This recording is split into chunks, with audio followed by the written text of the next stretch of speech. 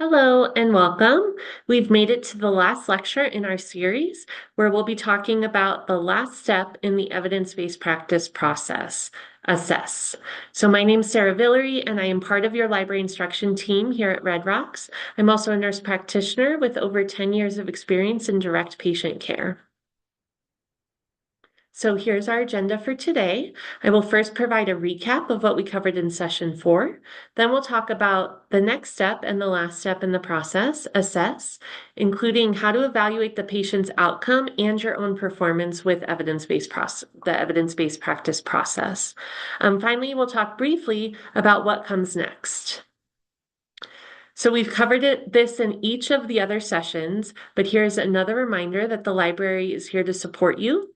We have an office here on the Arvada campus that's staffed 2 days a week, Wednesdays and Thursdays from 9 to 4.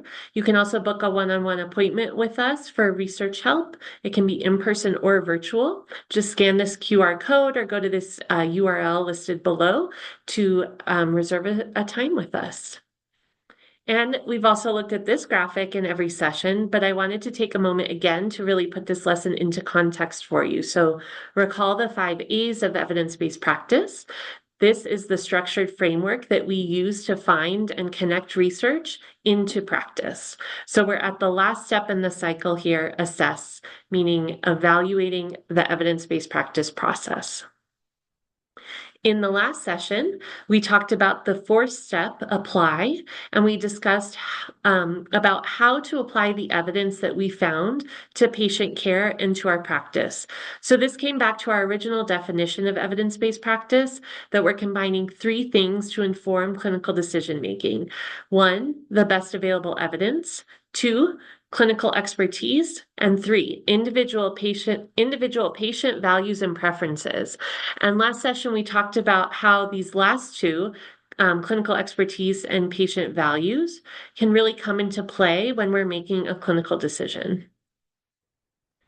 So in the last step, you actually made a decision and you implemented a practice change due to this process. Well, assess, the 5th step, means evaluating the impact of the change. So this means 2 things: looking at the patient's outcome and looking at how the evidence-based practice process went for you.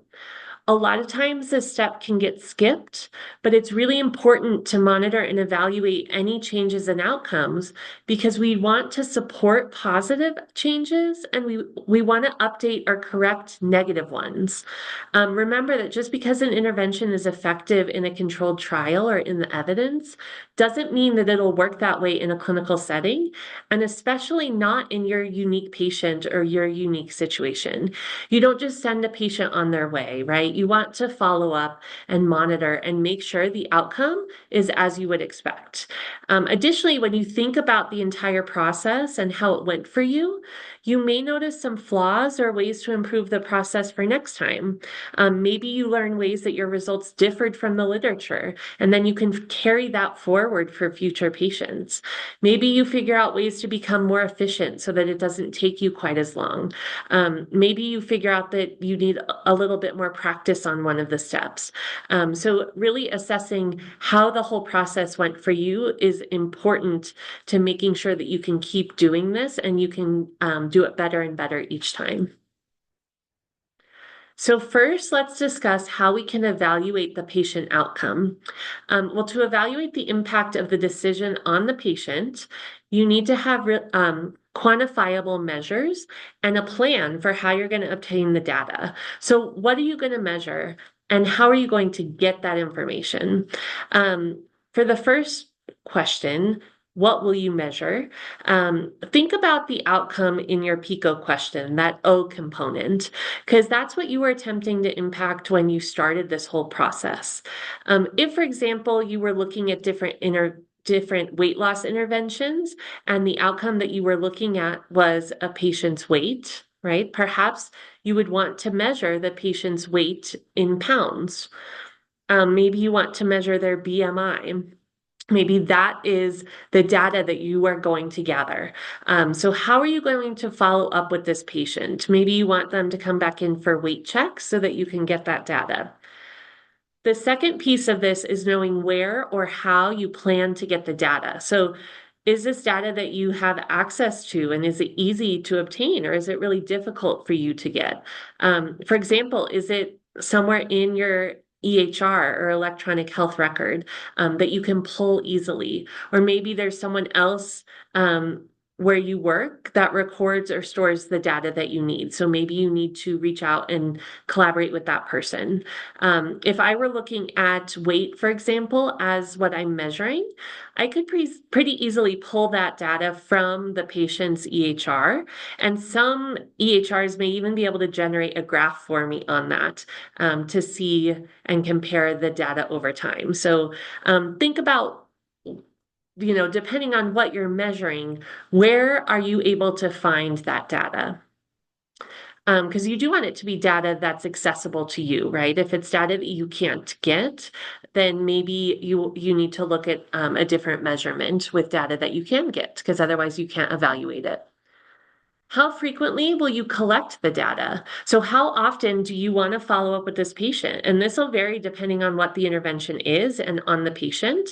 One thing to think about here is that if you plan to make adjustments on the intervention, you'll probably need frequent or more frequent evaluation. So for example, if you're starting a brand new medication or you're titrating a dose, you'll probably check in a lot more often than if you're recommending lifestyle changes, right? So this will vary depending on the intervention in your patient, but you should determine this beforehand so that you can schedule follow-ups with your patient and make sure that your patient is able to do this and actually come back for these measurements.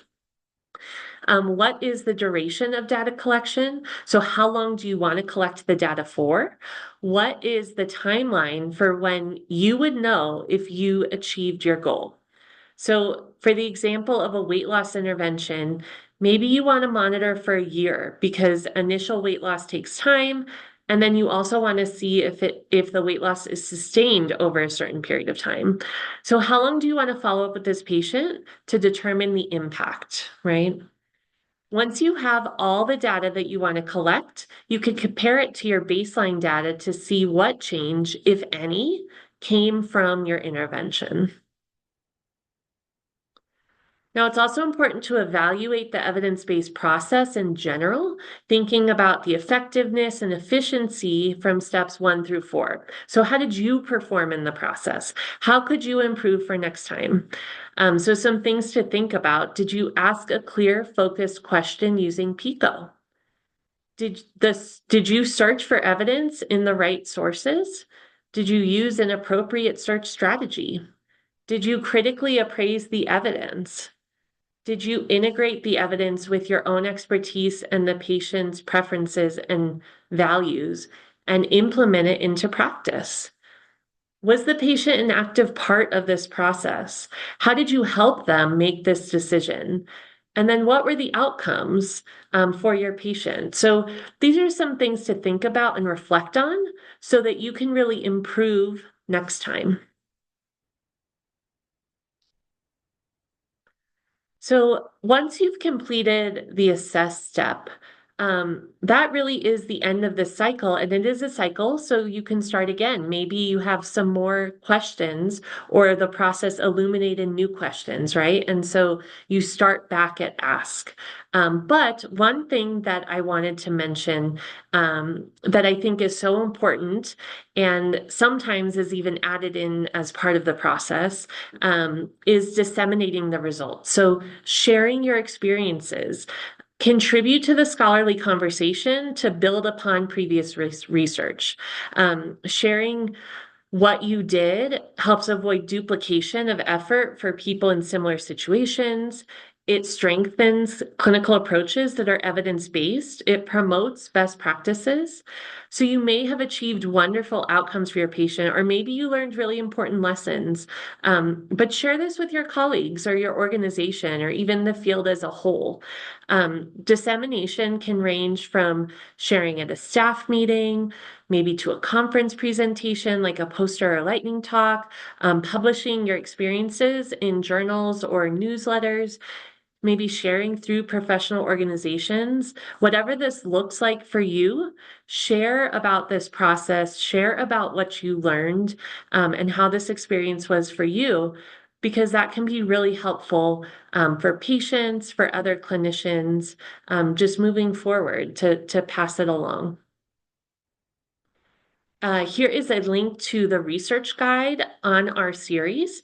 It includes additional resources for each of the topics, and the assess section includes some additional self-reflection questions to help guide you with this step, and also some information on research dissemination. So take a look at that. And again, we would still love your feedback, whether it's on this session or the series as a whole. Please let us know your thoughts. And this is a really special thank you because this is the last lecture in the series. So I really appreciate you getting to this point and listening. I hope that it was helpful and that it gave you a lot to think about as you move through your program here at Red Rocks. I hope that you also learned something that you can bring forward into your practice once you leave here. So that was my goal. And again, thank you. Thank you for listening, for staying curious, and for always trying to do best by your patients. That's why we're here. So let us know at the library if you have any questions, if you need anything from us. We are here to help you, and have a great day.